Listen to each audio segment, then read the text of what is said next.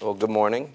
Before we launch into things, I wanted to let you know I at least plan to try and give us time to talk like Dr. Nettles did, to have you bring up your own topics in biology, what's interesting to you. But if at any point while I'm talking you have a question, shout it out. I'm a teacher, so I'm likely to start calling on people if I don't see you paying attention anyways. So if you have a question, raise your hand or just call it out. You don't have to be like a child. And I want to start off our time with a quote and with a verse. So first the quote. What is this world? What is it for? It has been said that this world is art. It is the best of all possible art, a finite picture of the infinite. And then our verse is Genesis 1:26.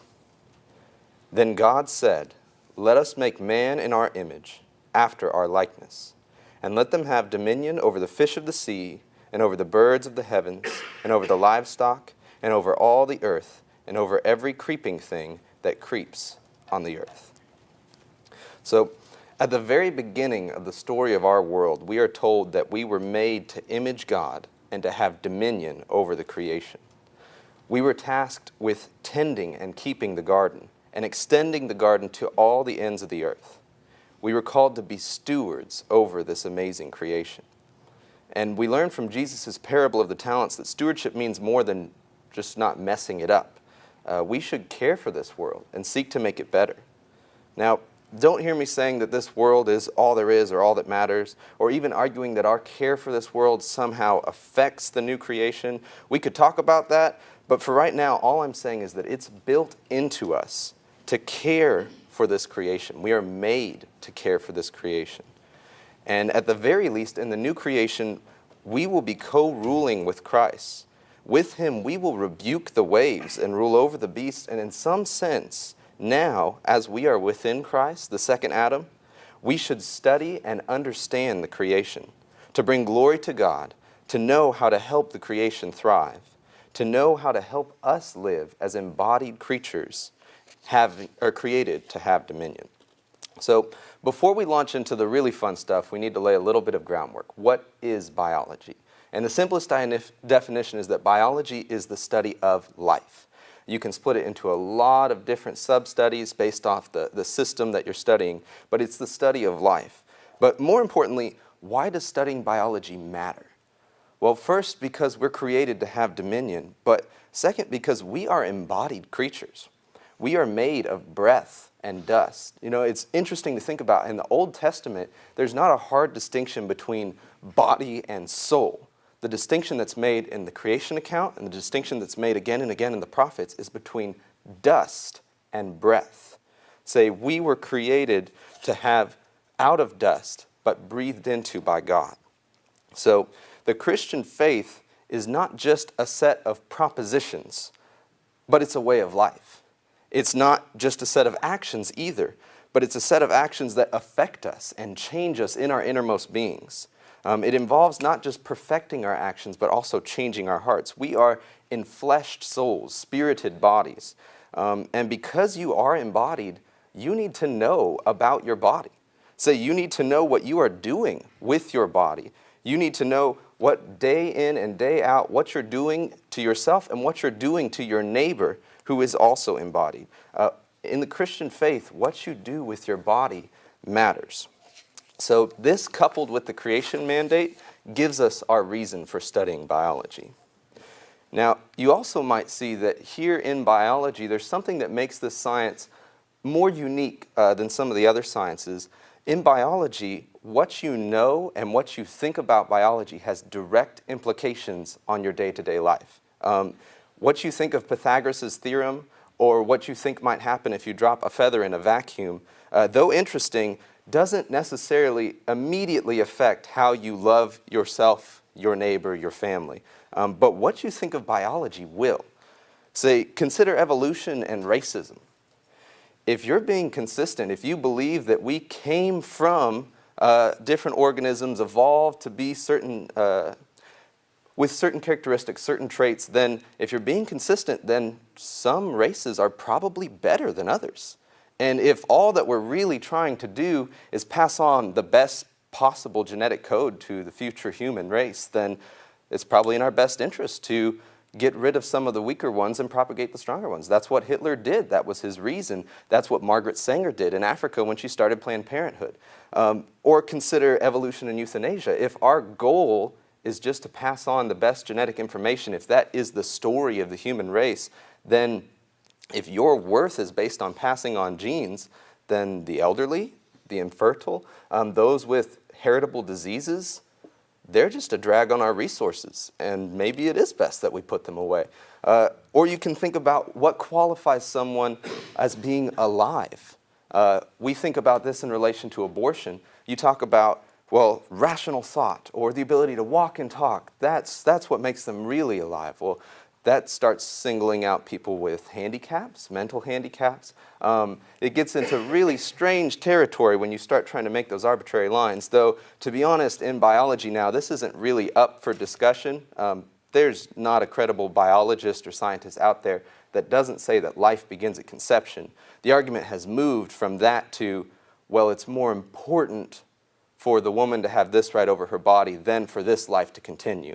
And the fact that it's an embryo makes it easier to think about, but that's not even up for discussion anymore. So what you think about evolution, about the origin of consciousness, of what good health is, of what prosperity is, even what you think about death affects how you live your day, or live your life day in and day out. It affects what you do today and what you do tomorrow. So let's just briefly talk about some of the current issues in bioethics. First, I want to talk about a few more recent medical advances. So first, and really a lot of these fall under this, is the idea of drastically prolonging life. Say, there's this really interesting animal known as the immortal jellyfish. And it's called immortal because it's functionally immortal. What it does is it starts as a small baby jellyfish, it grows into an adult, it starts to grow old, and once it starts to grow old, it says, this isn't very fun. So it reverts back to a baby, and then lives its life again, and then reverts back to a baby, and then lives its life again, and can do that forever. It can still be eaten. It's kind of like an elf. You know, they can still die in battle, but they are functionally immortal. And so this immortal jellyfish is very fascinating to us with our fear of death. And we've been studying it, and we've studied this and some other things and began to really understand some of the mechanisms of aging. And taking what we're learning, we're beginning to see how we might apply this to human beings. Say, this, which the big word there for this is telomerase. I won't get into that because we got a lot more interesting things to talk about. But telomerase is the thing behind this. Say, can any of you think of a celebrity that is aging really well right now that you look and say, wow, how old are they? They still look really young. Raise your hand. Can you think of anybody that you think aging really well? At least a couple of us. Say, Aaron's certainly aging really well. Yeah. So chances are, if you look and see a celebrity that's aging really well, you might think, well, maybe it's plastic surgery, maybe it's this, maybe it's that. Probably, it also might be that they are receiving blood transfusions from younger people. Say, we've determined, and the science is still a little shaky, but it appears that getting a blood transfusion from a younger person reverses some of the effects of aging. It will get rid of your wrinkles. It will help with your arthritis. It may do something to cure Alzheimer's. So this is something that people are doing, and it's expensive, but it's something that people are doing. Say, there's also stem cells. Say, stem cells, very controversial issue, but with stem cells, we, as we're studying these, believe that this might be the key to cure Alzheimer's, to stop diabetes, to cure any number of cancers, to heal wounds that were previously thought, mortal wounds. We're using stem cells to grow organs. We're using 3D printers and printing them onto scaffolds. Say, you can get online and Google search heart in a box, and you can see hearts that people have made out of these stem cells that pump and will soon be available for transplants. Obviously, we can get these from embryos through the destruction of embryos, and that's not good. But we can also get these from adult stem cells. There are procedures for this. So all of these things, along with some others, give us the possibility of drastically prolonging life. And with this, we have to start considering what the effects of this might be. Obviously, death is not something that we should just hold up, especially the culture at large shouldn't say, yeah, this is a good thing. The Bible speaks about death being an enemy. And anytime we make a medical advance, that's not necessarily a bad thing, but we have to think about these things in wisdom. So right now, between our study of the immortal jellyfish, blood transfusion, and our ability to grow and clone organs now, it is believed that right now there is a person alive who will live to be 200 years old. What happens if people generally start living to be 200 years old? Say, and still retire at 65. Or maybe let's say they retire at 100. Say, you couple that with our plummeting birth rates, it would definitely change the face of our society, of our culture. And then just two more. These are a little bit more wonky, but I can't resist bringing them up. Has anybody heard of cryonics? Cryonics? Say, cryonics is freezing people. So there are tons of people that right now, either because they have a disease or even if they're just healthy, say, you know what? I don't like it here very much. I bet the future will be better. So they get into a pod and they are frozen to death. And then they are kept on ice. They pay lots of money for this, by the way, until things are better. If you have a terminal disease that you think will one day be cured, then they can put you on ice and then thaw you out, assuming that the technology to bring you back to life will be there in a couple hundred years along with the technology to cure your disease. Say, or my favorite one, this is breaking news, head transplants. A few years ago, someone took 2 live monkeys, cut their heads off, switched the bodies, sewed them back on, and it worked. Well, they died after a few days, but it did work. And right now, there's an Italian doctor who, if you look up his picture, looks like a madman. It's really great. He looks like a madman, and he has successfully cut the heads off of corpses and swapped them around. So now he's in China, because that's the only country that will allow him to do this, and he is just about to start a procedure where he'll take a brain-dead person, so someone whose body is perfectly healthy but is gone, and replace their head with the head of someone who is terminally ill but has a healthy head. And he's going to swap them. Now, with these sorts of things, all of them have tremendous possible consequences. Some of these probably make you recoil. Others might make you rejoice. But all of them connect to real life, and all of them have ethical implications. A biologist's job, and really all of your jobs too, because this connects to your life more than you might think, is not just to reject any of these technologies out of hand, well, maybe the head transplant, but say not just to reject these out of hand, but to be thoughtful about them. Say blood transfusions are a great life-saving technique that when they first began a few hundred years ago were widely rejected. People were being excommunicated from churches, losing licenses. Blood transfusions were not thought to be okay, and now we use them. Say, maybe we're wrong, the Jehovah's Witnesses don't do it, but at the same time, it's something we have to be thoughtful about before we can just reject it out of hand. We should seek to cure illnesses and prolong lives, but we have to realize that everything we do has consequences. So, again, I'm not trying to answer any questions about any of these, though you can bring them up later. I just want to raise those questions. Now, this leads very naturally into also birth technologies. So, the big thing, this is the thing that I'm most concerned about, that I most want the church to know about, because in a culture that is very unrooted, where the science is very immoral, they do a lot of things without necessarily telling you what they're doing. But let's start with one even more controversial, birth control. So for the entire history of the church, from the time of Jesus till about 1934, it was universally accepted by the whole church to not do birth control, that it was wrong. Then one church made an exception based off of a health thing. Then in the 1950s, a few more started making it, and then everything changed.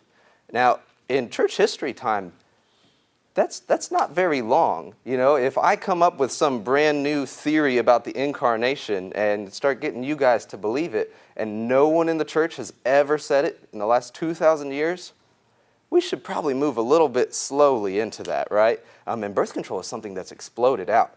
So I bring that one up to say that when I was growing up, no one even told me to think about that. It was just a part of our culture.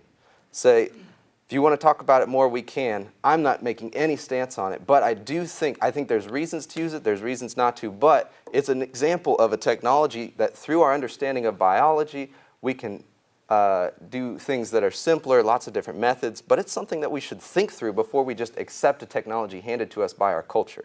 Say, another one I want to talk about is IVF, or in vitro fertilization. This is a great technique in that it helps people who were previously largely infertile to have children, but this technique, like so many others, you need to ask questions before you do it, because what it involves is normally they get the female to super ovulate, so she'll have 12 eggs, and then they will fertilize all of them. Unless you signed up for 12 kids, then what usually happens is, say about two or three of them get implanted and the rest get put on ice. The reason they do 2 or 3 is because it's more likely that one of them will take, but it's also much more likely that the other 2 don't make it. So you get the IVF, you may have the child and lose 2 in the process, and now you have 9 on ice. And you can go back and continue to use those, and there's even people that are out there doing what's called a snowflake adoption, where they adopt frozen embryos and raise them as their own children, and that's great. But at the same time, most of these just get thrown away. And this is one of those things that I've heard stories of faithful Christians struggling with infertility that just went. The doctor told them, oh yeah, I have a procedure, and they did it, and they threw out the other embryos, and they didn't even know. Say, they signed up to abort almost a dozen babies because they didn't ask questions. So in our culture, in our science culture that doesn't have any sort of ethical basis, or at least is rapidly losing it, be sure to ask questions before you go through with these things. Maybe a little lighter, more fun one, artificial wombs. I'm sure many of the women in here can tell us that pregnancy is uncomfortable. Say, well, we have a new technology for that. You can skip it. Say, after fertilization, we're making artificial wombs that we can put your baby into. It's about the size of a washing machine, including a little porthole window, so that you can come and visit your baby as they're growing and developing. Look at them through the window, talk to them, play them music, whatever you want, and they're just kept, in rows in a facility. And then you don't have to put up with all that comes with pregnancy. Now, again, this is an example of a technology that might make you recoil. It might sound really appealing. Say, we'll talk about it more in a minute. Say, the last thing that I want to talk about with the birth technologies, and then we'll talk about that some more. No, we'll talk about it now. Say, the question you have to ask with the artificial wombs is, what is the purpose behind carrying infants? Say, God could have made us to lay eggs. Most things do that. But instead, he made us to carry our babies around for 9 months, to have them completely dependent on us for 9 months, to have them hear us and for us to hold them for 9 months. Now, this may be easier for me to say because I don't have to carry them around, but it's something that you have to think about. Just because there's not a law about it in Scripture doesn't mean that there can't be a good reason beyond just, oh, I don't like that, to not do something like that, or to do something like that. Again, this field is a field that is full of ethical implications, things that we need to think about, questions we need to ask. And then probably my students' favorite topic, cloning. Say, it was decades ago now that we successfully cloned a sheep named Dolly.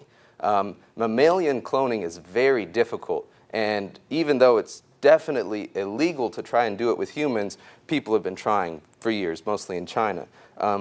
It's very difficult. There's a lot of lives lost in the process. The immediate question that comes up is, would it even work? And the answer is, I have no idea. Certainly, we might be able to create a human body, but we can't breathe a soul into it. So maybe if we successfully clone someone, that success will be a brain-dead vegetable of a body. Or maybe God would choose to breathe life into a cloned person. I don't know. He hasn't said. Either way, I think that I don't know. I don't particularly feel like playing God. I feel very unequipped for the task, not ready to do that. I'd rather use the methods God gave me. But if this does become a reality, this is something we have to think about.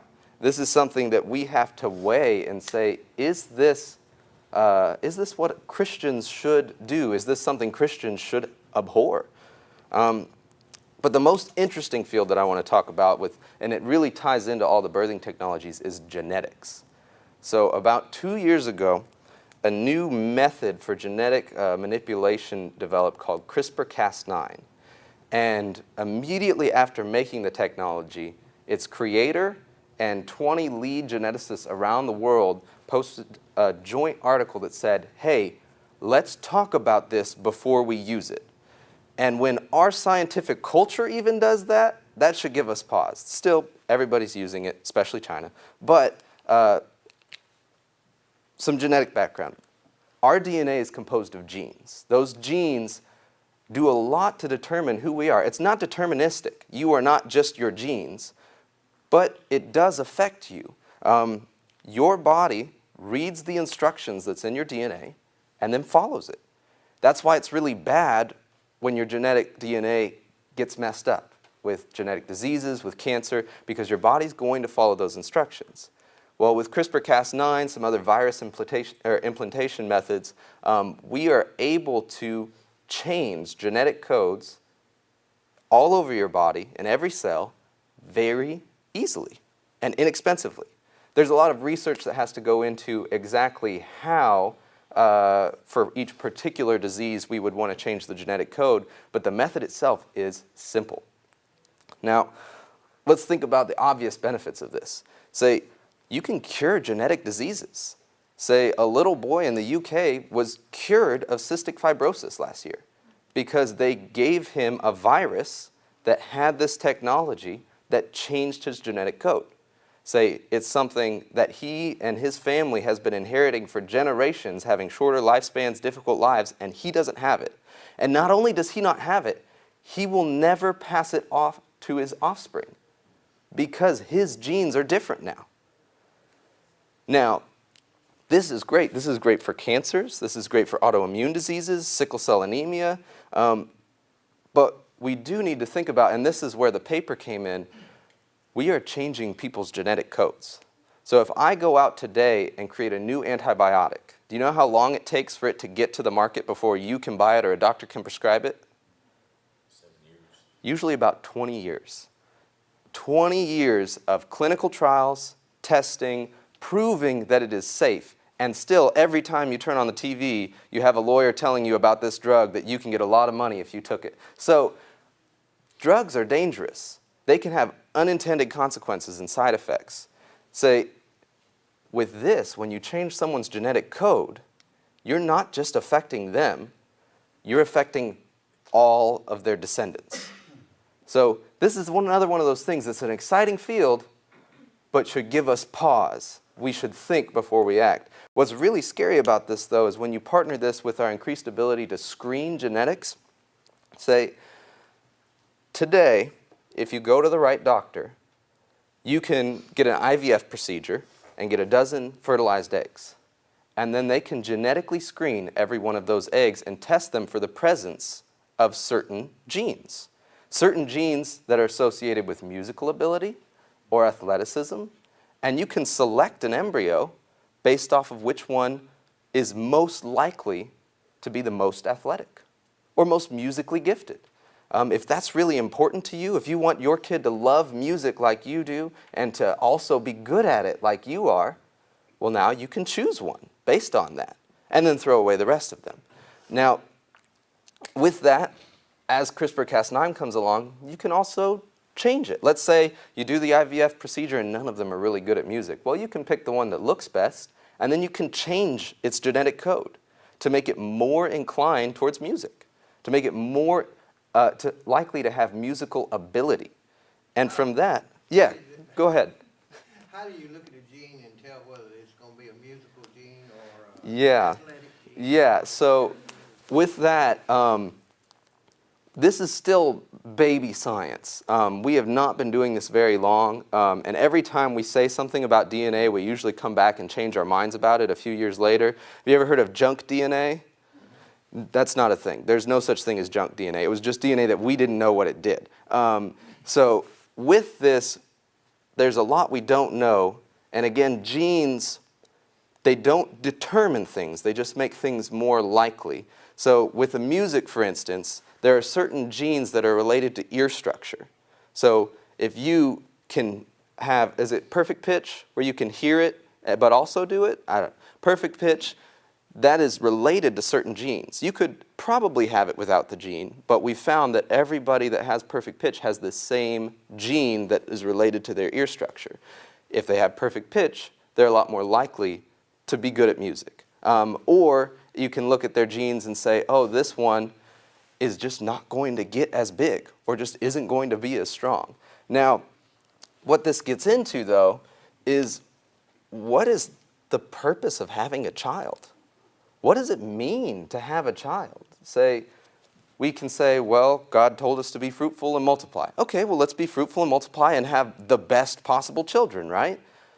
But I think it's more than that. I think that having a child means choosing to unconditionally accept someone into your family, saying that you are going to care and love for them and take care of them, regardless of who they are and what they can do. It's fun when they're like you or your spouse. It's fun that they look like you, but that's not the point. The point is not to make someone that can be a slightly better version of you or someone that you can be proud of. The purpose of having a child is not to set preconditions upon your child. Because think about it. You could pay tens of thousands of dollars to have your child have every ability for music. And they might not like music. They might hate practicing the violin for 7 hours a day. And you are setting preconditions to your acceptance of your child. And what happens if they don't meet them? We do this already without the genetic editing, right? The last thing we need is to add another layer to it.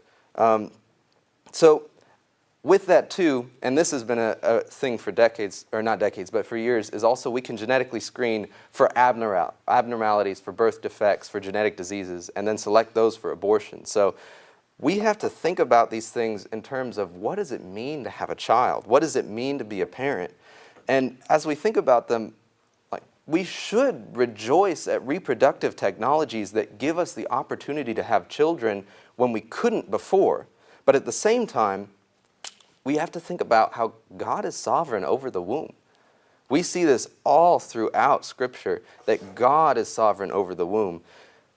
But at the same time, how do we think about medicine in general? We think God is sovereign over our life and death, and I take antibiotics. I'll use medicine.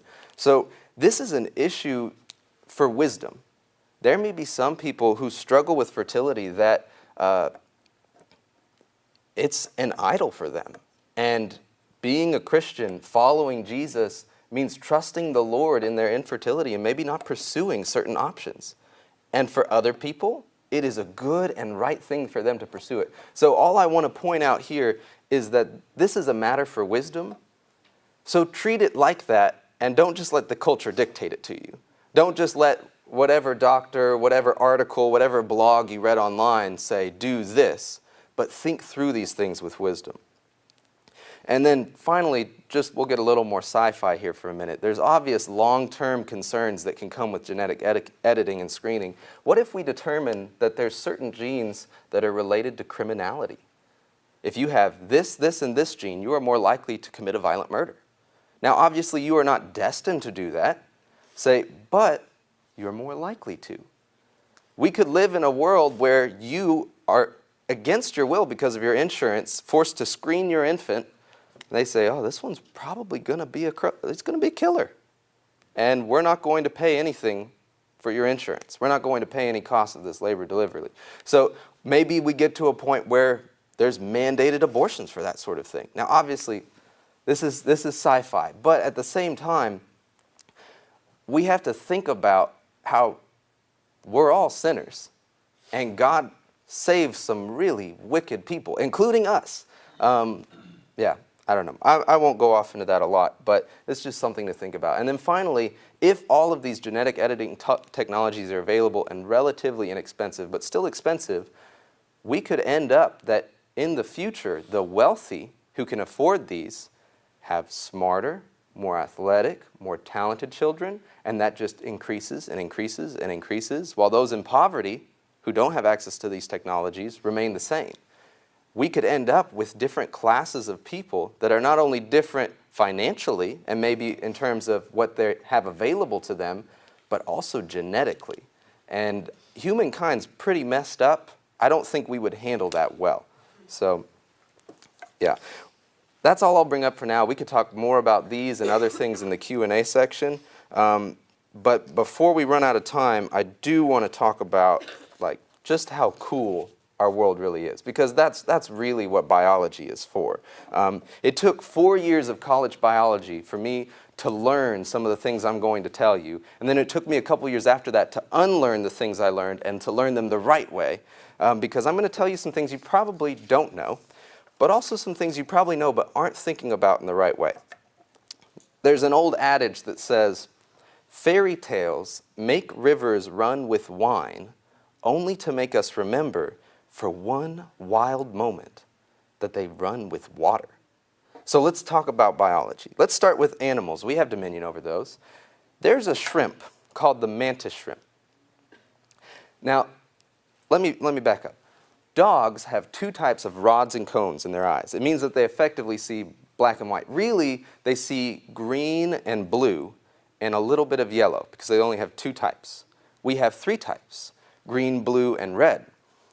So we can see the primary colors. We see the colors in between those. When we look at the rainbow, we see all the colors that mix from those.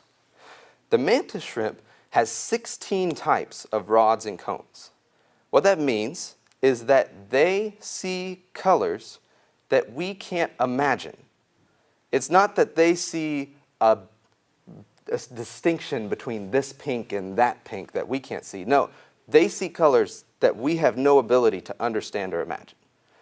And 16, a lot of combinations. That's just really cool. Another cool thing about them is that they have arms that are kind of raptor-like that can shoot out at the speed of a .22 bullet. When they do this, they generate 1,500 newtons of force, which if I could do that, I could throw a baseball into orbit. When they do this, and they're moving about 2,200 feet per second with their claw, they cause the water around them to boil, and it causes small flashes of light because of physical interactions. And when they hit, the shock wave of it, even if they miss their prey, will kill their prey because it creates a sonic boom underwater. Say the temperature around their claw gets to several thousand degrees. The reason you probably haven't seen one is because anytime you try to put it in a fish tank, it destroys the fish tank. So that's an animal. That's pretty crazy, right? You know what else is crazy? The fact that we have senses at all. We live in a world where we see because of light reflecting off of things, and we hear vibrations in the air. So we smell because tiny particles come off of things and land on special sensors on our nose. Or my favorite, proprioception. You close your eyes, you know where the rest of your body is. You can touch your finger to your nose even with your eyes closed. That's crazy. Like, how could we do that? Or let me tell you about a plant, a couple of plants.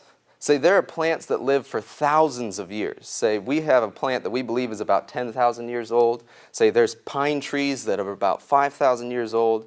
There's carnivorous plants that can reach out and grab things and eat them.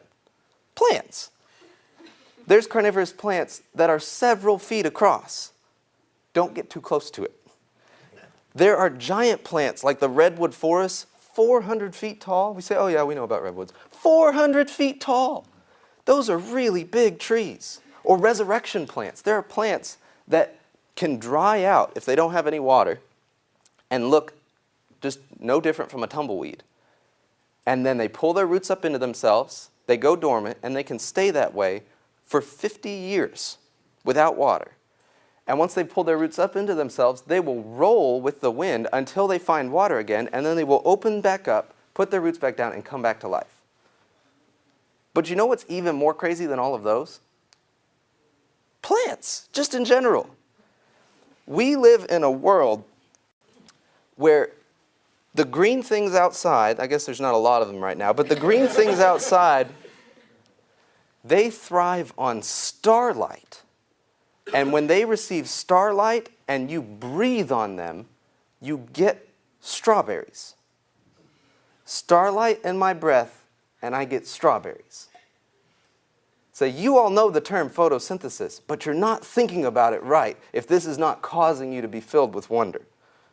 Say, let's talk about creeping things. Say, God said we had dominion over creeping things. You know what is just about the coolest thing ever? Ants. Say, ants, man. Do you know army ants are blind, but they move in groups of millions of organisms? If you're in the way of an army of army ants, you better run, because they will take you down. Say, or you can think about like the bullet ants. There's a species of ant called the bullet ant because its pain when it bites you is comparable to being shot. It is the same level of pain. And they're very aggressive. If you're walking in the Amazon, probably a part different than where Casey is, don't worry about that. If you're walking in the Amazon, you can be walking under a tree that they're in, and if they see you, they will jump from the tree, dive bombing you, screaming the whole way. So if you're walking under a tree in the Amazon, you hear, run, because you are getting dive bombed by a bullet ant. Or there's ants that explode as a defense for their colony.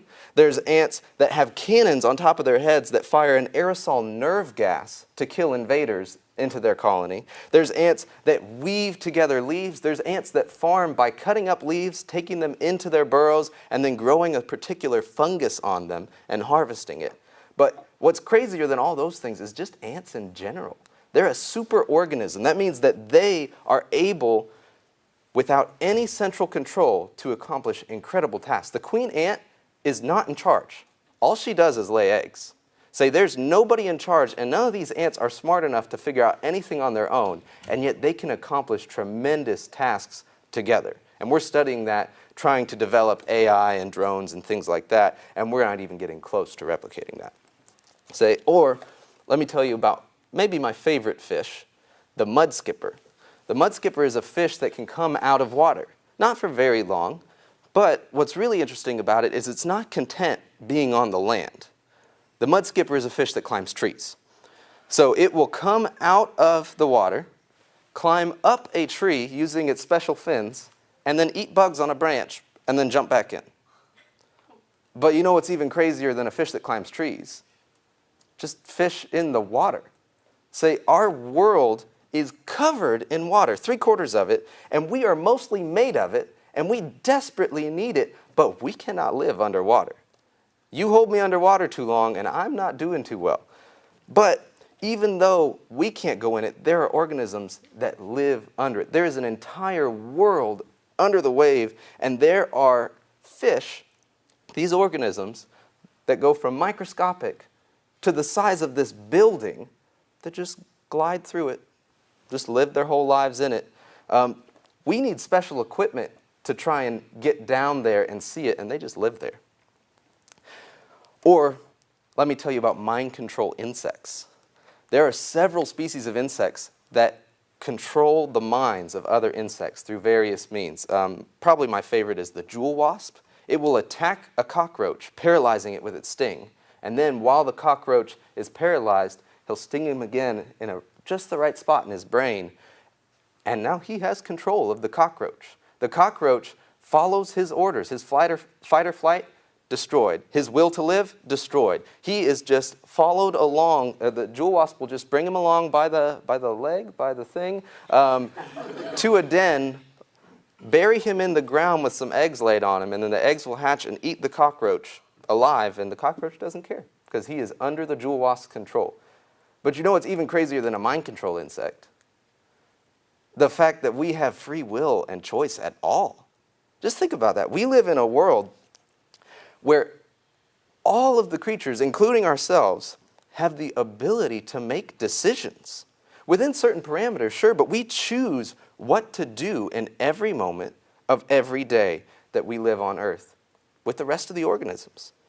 So I think we only tend to think of free will in relation to God's sovereignty and salvation, but this is an incredible part of creation that we do not pay close enough attention to.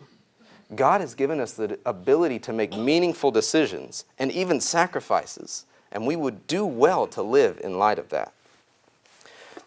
I'll try to go a little bit faster so we have time for you guys to ask questions, but I've got to talk about some microscopic organisms too, fungi.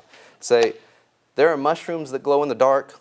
There's mushrooms that cause hallucinations. There's mushrooms that invade and zombify insects, but fungi in general are pretty crazy. Right now in this room, you are surrounded by fungi. Thousands, perhaps millions of spores.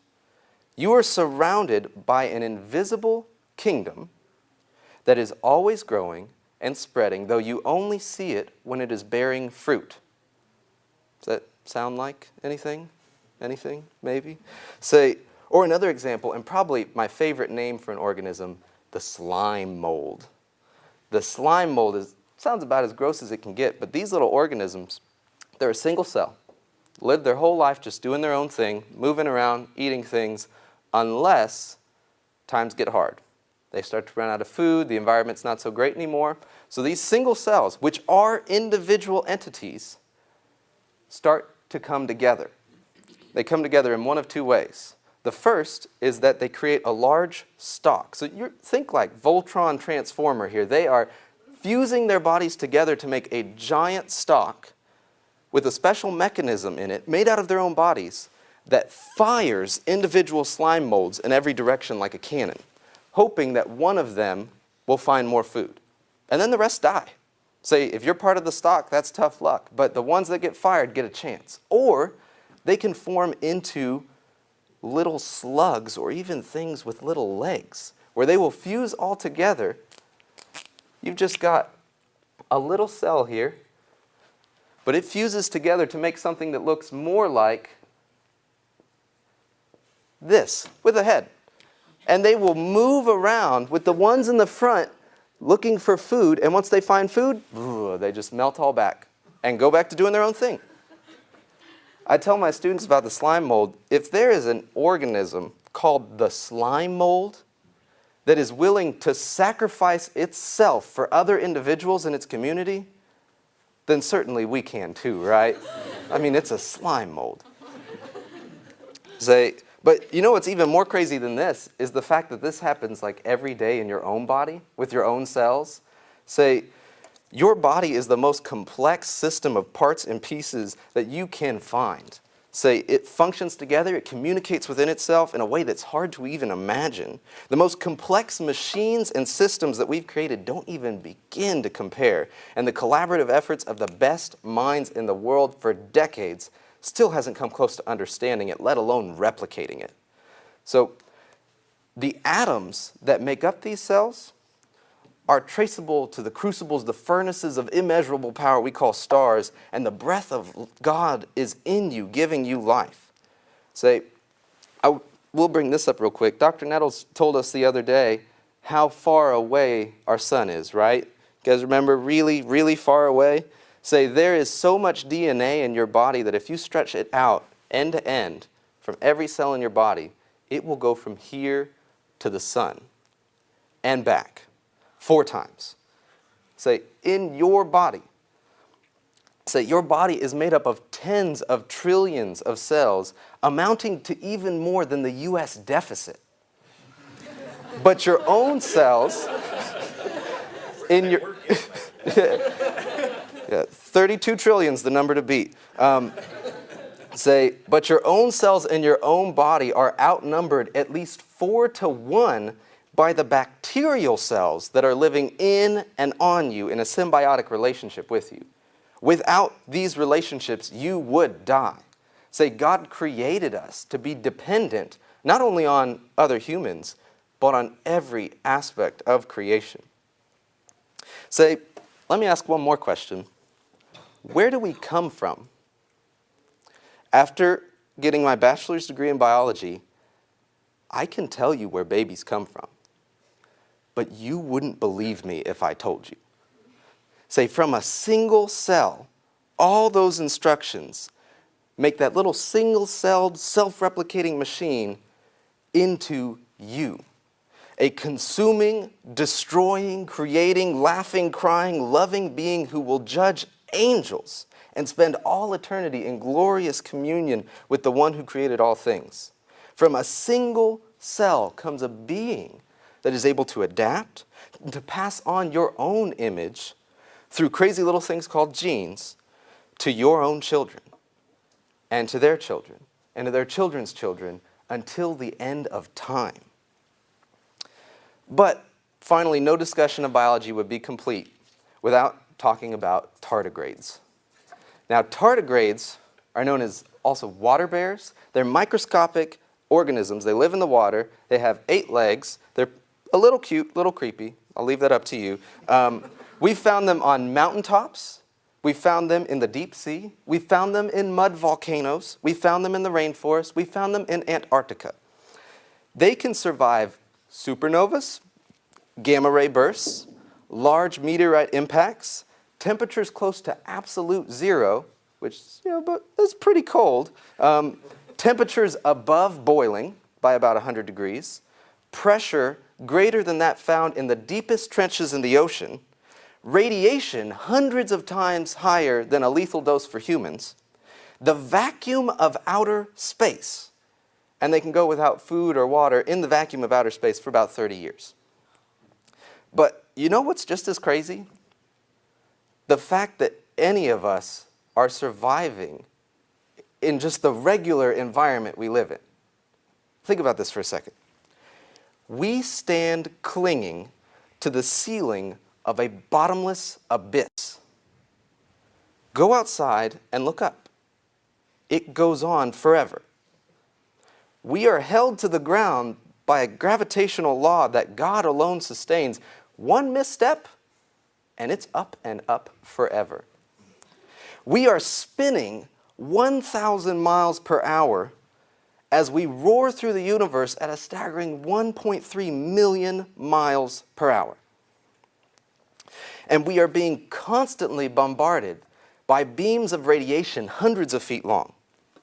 Not only that, but our entire survival is dependent on those powerful beams of light crossing millions of miles of nothingness just to be absorbed by little leafy plants.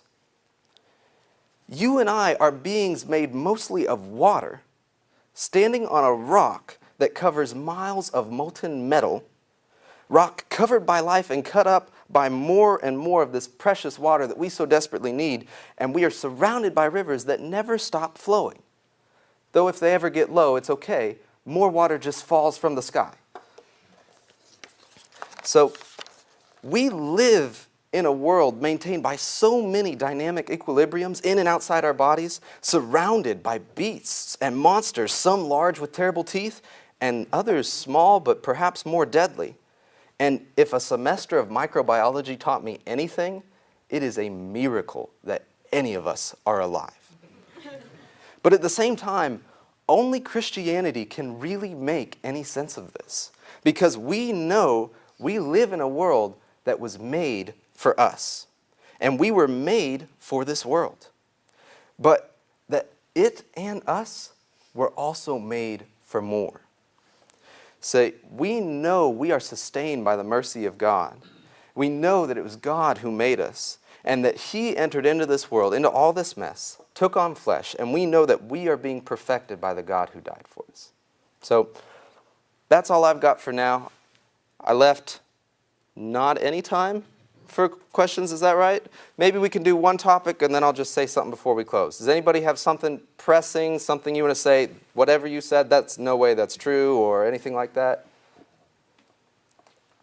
Okay, well, okay, yeah, I'll argue with you after class. I'm happy to. I'll just conclude with this. With biology, don't be anti-intellectual, but don't be overly intellectual either. Say, let me read 3 verses real quick, then we'll be done. Psalm 104 reads, O Lord, how manifold are your works. In wisdom have you made them all. The earth is full of your creatures. Here is the sea, great and wide, which teems with creatures innumerable, living things both small and great. Now, the psalmist was a man that saw that God made all creatures in his wisdom. Say, we'll go fast. 1 Kings 4:33 is just describing Solomon studying biology. He was also a man who saw the benefit of studying his world to learn more about God and more about himself. And then finally, Job 12:7 through 10 says, Ask the beasts, and they will teach you. The birds of the heavens, and they will tell you. The bushes of the earth, and they will teach you. The fish of the sea, and they will declare to you. Who among all these does not know that the Lord has done this? In his hand is the life of every living thing and the breath of all mankind. All creation teaches us about the Lord and his works, that in his hand is life. So let us be like the psalmist, like Solomon, like Job, and let us praise and study the creation. Let us not be anti-intellectual with science, especially biology, because we are not an anti-intellectual church, and Christianity is not an anti-intellectual faith. Let's not make an exception with biology, being unwilling to ask hard questions or think through hard ethical topics, but think and wrestle through the theological aspects of this science and the ethical implications we face every day because of this science. But let us also not be overly intellectual. I think we have a habit here in the West of scientizing and sanitizing things. We learn terms like photosynthesis and the hydrologic cycle and ecosystem, and we lose our sense of wonder in the life around us. Sometimes I think that a witch doctor in Africa conjuring up a curse with a well-buried elephant tooth has a better sense of his place in this world and of the world around him than we do. Say, they know that this universe is brimming with magic, with life and riddles and ironies. They know that the world might eat them, and no encyclopedia can stop it. Say, if you are not looking at the world around you with wonder and looking towards its creator for life and praising him for it, then you're looking at the world wrong. Thank you. You're dismissed.